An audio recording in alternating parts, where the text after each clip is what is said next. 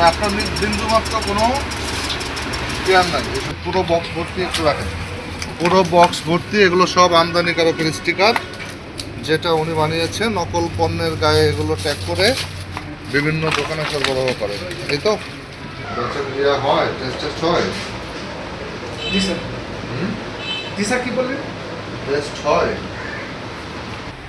এই হচ্ছে আপনার ডায়াগনস্টিক সেন্টারের অবস্থা নাকি? বিভিন্ন ডায়াগনস্টিক সেন্টার সহ অন্যান্য যে প্রতিষ্ঠানগুলোতে অভিযান পরিচালনা করি এবং সেখানে বিভিন্ন অনিয়মের দায়, বিশেষ করে ডায়াগনস্টিক সেন্টারে আমরা পেয়েছি যে সেখানে মেয়াদ উত্তীর্ণ রিয়েজেন্ট সহ তাদের যে ল্যাব, সেখানে যে অসংখ্য তেলাপোকার বসবাস এবং সেখানে বিচরণ আমরা দেখতে পেয়েছি।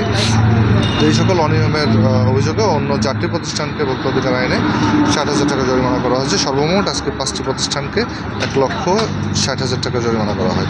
আমরা খুচরা দোকান থেকে জানতে পারি যে সেখানে একজন হকারের মাধ্যমে বিভিন্ন যে প্রসাধনীগুলো রয়েছে, বিশেষ করে বাচ্চাদের প্রসাধনী, সেগুলো নকল সরবরাহ করা হতো।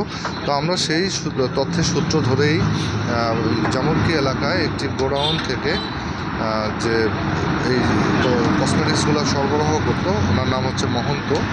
তো আমরা ওনার এই গোডাউনে অভিযান পরিচালনা করি এবং সেখান থেকে তিনি আমাদের উপস্থিতি টের পেয়ে নকল পণ্যগুলোকে অন্যত্র একটি জঙ্গলের মধ্যে লুকিয়ে ফেলে। তো আমরা এখানে অভিযানে এসে সেগুলো উদ্ধার করি এবং জব্দ করি।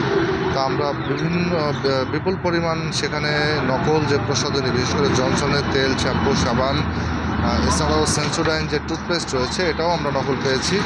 বিপুল সংখ্যক নকল প্রসাধনী জব্দ করে এগুলো ধ্বংস করা হবে এবং সেই যে প্রতিষ্ঠানের মালিক যে মহন্ত, আমরা তার বিরুদ্ধে ভোক্তা অধিকার আইন অনুযায়ী 1,00,000 টাকা জরিমানা এবং তার যে প্রতিষ্ঠান সেটা সিলগালা করা হয়েছে।